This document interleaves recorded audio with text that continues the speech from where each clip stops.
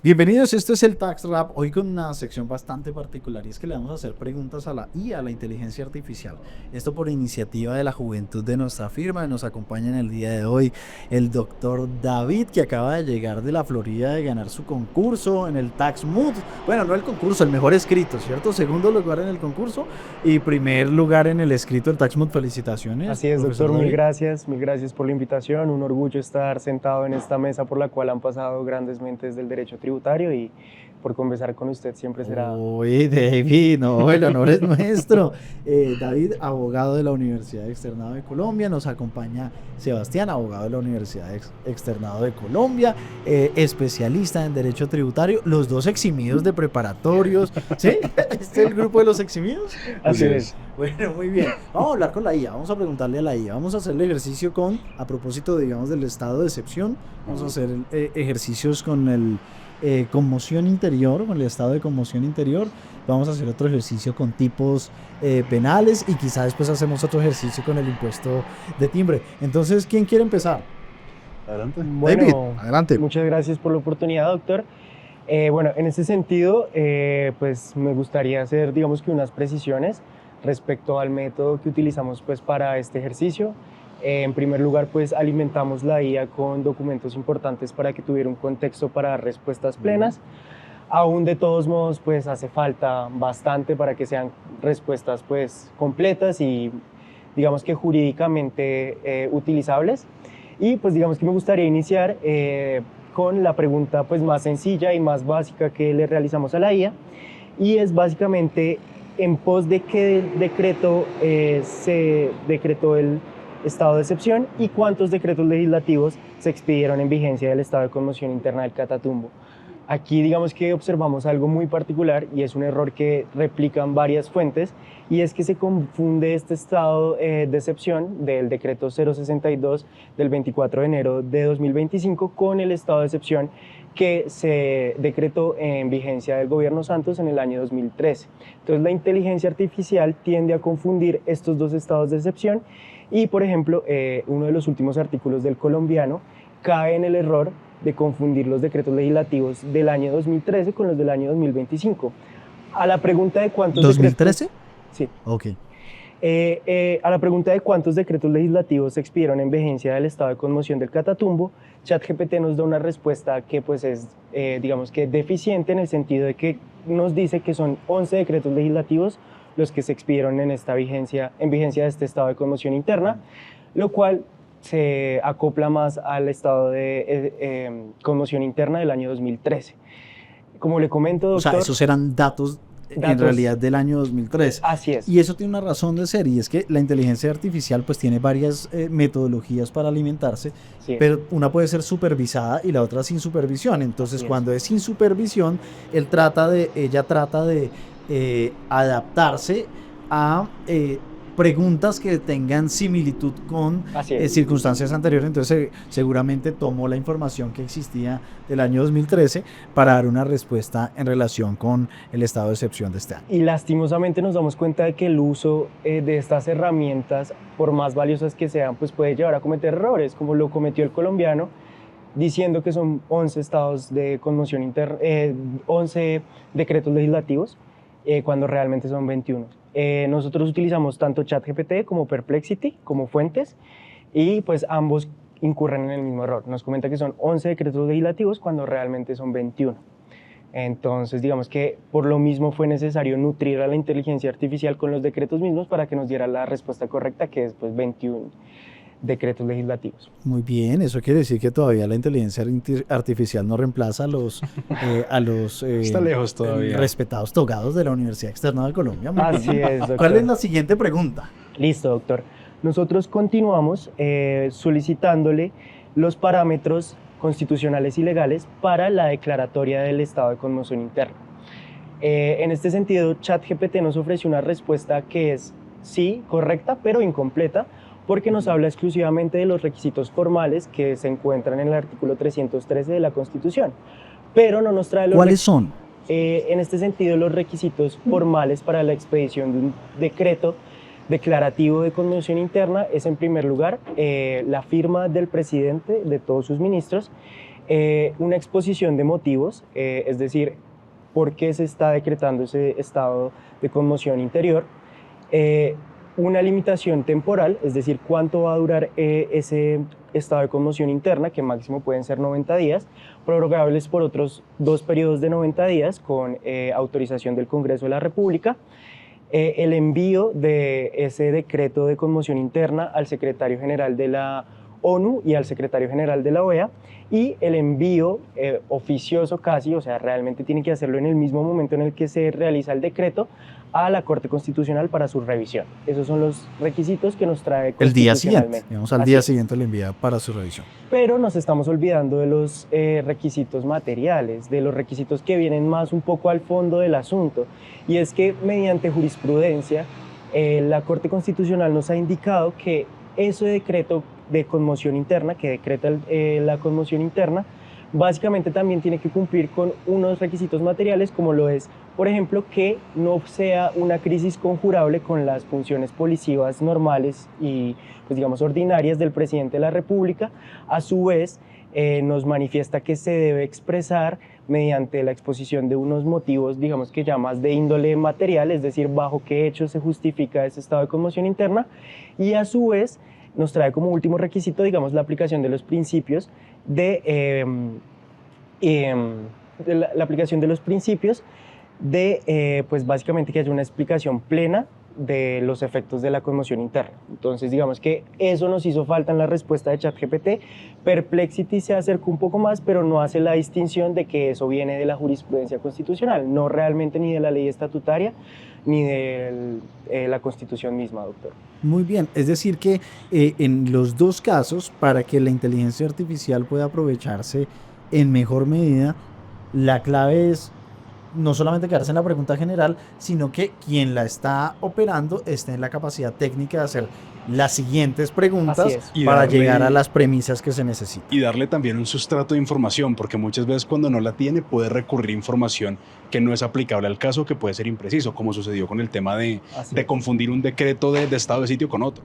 Exacto, y digamos en este caso, pues uno podría empezar la pregunta con requisitos formales, requisitos constitucionales, requisitos asociados a la ley estatutaria de estados de excepción y requisitos o normas jurídicas que surgen a partir de la interpretación de la Corte Constitucional. Así es, y una de las dificultades principales con la que nos encontramos nosotros, pues abogados en ejercicio, es que básicamente la consulta de la jurisprudencia es de difícil acceso para este tipo de inteligencias artificiales. Entonces, si uno no le ofrece la sentencia para que la procese y pues realmente pueda generar un juicio frente a ella, la inteligencia artificial no va a poder acceder a ese tipo de jurisprudencia, no va a poder a voto propio o mediante la búsqueda normal, incluso con las herramientas de Deep Search, alcanzar ese tipo de documentos y ese tipo de información, y realmente hay que suministrársela sabiendo qué legislación, qué jurisprudencia debe utilizar. Entonces es más preparación del operador que pues la aplicación misma. Muy bien, ahora vamos a la siguiente pregunta, una pregunta de Sebastián. Vamos a hablar de delitos fiscales. Entonces, Sebastián, ¿cuál fue la pregunta que le hizo la inteligencia artificial? Bueno, doctor, yo quise empezar con un ejercicio similar al que hizo David en la primera pregunta, y es hacerle una pregunta a la inteligencia artificial, que para este caso utilicé ChatGPT, sin contexto, sin información previa, sin darle un sustrato de información. Traté de hacer una pregunta de fácil obtención y sin mucha complejidad a nivel jurídico, justamente para probar cuál es el alcance de la inteligencia artificial como una fuente primaria, cuál es el alcance y qué tan propensa es a cometer algún tipo de error o un tipo de imprecisión. Para esos efectos decidí preguntarle cuáles son los delitos tributarios que existen en Colombia, que creo que es una pregunta que no tiene mayor complejidad para efectos de realizar una búsqueda sencilla. Y la respuesta al principio me dejó gratamente sorprendido en la medida que empezó a citar de una manera un poco escueta y tal vez no tan a profundidad, pero tipos penales que sí existen en la legislación colombiana. Por ejemplo, la omisión de activos o inclusión de pasivos inexistentes, la omisión de agente retenedor o retenedor. Hasta ahí todo iba muy bien. Tal vez la respuesta pudo haber sido un poco más completa, pero en ese sentido no estaba mal.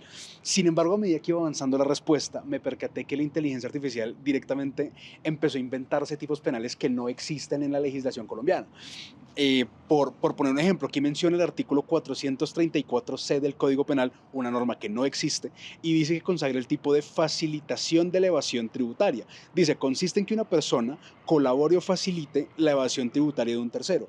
Este tipo penal no existe. Existe una norma parecida en materia de contrabando, que es el favorecimiento al contrabando, pero es el artículo 320 del Código Penal y es una norma que exige unos presupuestos particulares, diferentes, y es en materia de contrabando, es un delito más bien cambiario. En gracia de discusión, Sí. Sebastián, y metiéndonos en el universo de coautoría y participación, quien facilita o quien coadyuva a alguien para realizar un tipo penal, por ejemplo, de evasión, ¿puede incurrir en algún tipo de conducta? Bueno, esa es una pregunta que tiene una complejidad en la medida en que, como lo mencionábamos en oportunidades anteriores, todos los tipos penales son delitos de sujeto activo cualificado. En ese aspecto, recordando y recapitulando lo que habíamos dicho, es una norma que exige que el sujeto activo, es decir, quien comete el delito, cumpla con una cualificación especial, llámese contribuyente, llámese agente de retención, la cualificación específica que exige la norma, porque el legislador entiende que de esa cualificación se derivan unos deberes especiales.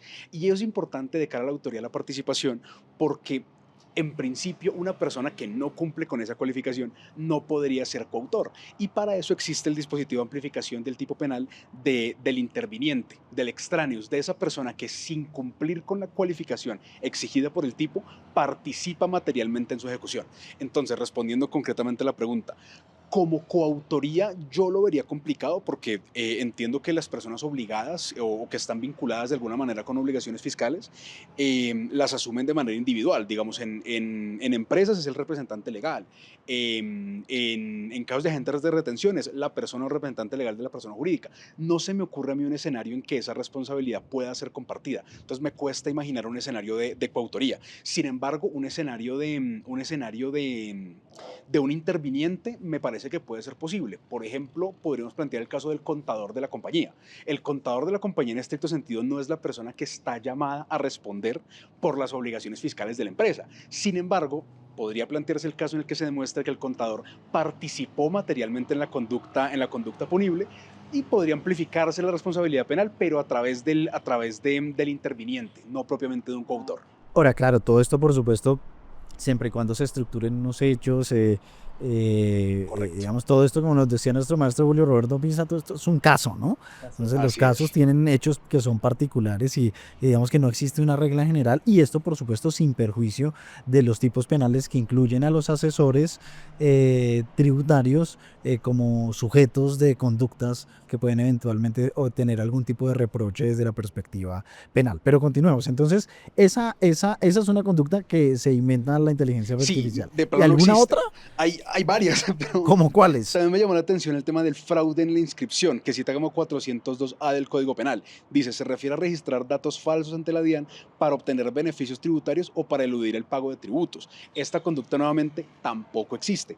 Puede asemejarse a otras conductas, llámese fraude procesal o se me ocurre así pensándolo rápido un tema de fraude a subvenciones, pero me parece muy peligroso y creo que en esta oportunidad se puede hacer un llamado a la mesura, en la medida en que en materia penal especialmente el principio de legalidad es extremadamente estricto, en la medida en que bajo el principio de tipicidad, para que una conducta se estructure como un delito es indispensable que todos los elementos del delito se presenten al pie de la letra de lo exigido por la norma. Entonces, si una persona acude a la consulta de la inteligencia artificial y se encuentra con delitos que no existen pero se parecen a otros que sí existen, pues esto puede dar lugar a graves inconvenientes a la hora de aplicar los tipos, ¿no? Bien sea como defensa, bien sea como ente acusador, digamos, me parece que puede ser muy peligroso llegar a aplicar tipos que, si bien se parecen a unos que sí existen, propiamente no existen en el ordenamiento interno. Claro, ¿no? Y sobre todo digamos que esa maniobra de incluir pasivos o incluir costos y ese tipo de cosas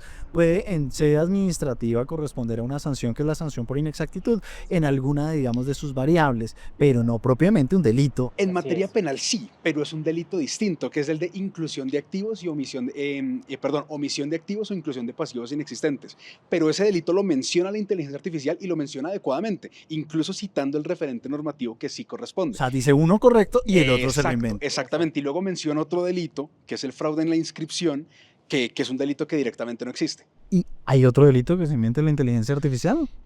Este otro me llamó la atención porque incluso cita el referente normativo correcto y dice fraude procesal tributario. Y dice, aunque es un delito general, cosa que es cierta, también se aplica en el ámbito tributario cuando una persona engaña a la administración judicial o tributaria para obtener decisiones que le favorezcan indebidamente. Por ejemplo, devoluciones de impuestos fraudulentas. Volvemos a lo mismo. En materia penal el principio de legalidad es muy estricto y pienso que en ese caso que propone la inteligencia artificial ¿Propone como un habría- concurso o algo así? ¿Como propone como la comisión de varios delitos? Ahí está el tema. Por ejemplo, supongamos que ¿Una yo, lex tercera? en aras de ¿Tercera? obtener un beneficio tributario, incluyo datos erróneos, por ejemplo, omito activos, digamos, en mi declaración de renta. En ese caso, esta interpretación daría lugar a decir, listo, aquí se configura un fraude procesal, cuando eso no es así. Por principio de especialidad, debe aplicarse la norma que mejor se adecue a la conducta delictiva bajo análisis, que en ese caso hay un delito específico, especial, que es la omisión de activos o inclusión de pasivos inexistentes. Entonces, en ese caso, al haber una norma especial que prima sobre la norma general, ese principio, el de especialidad, excluye la configuración del concurso.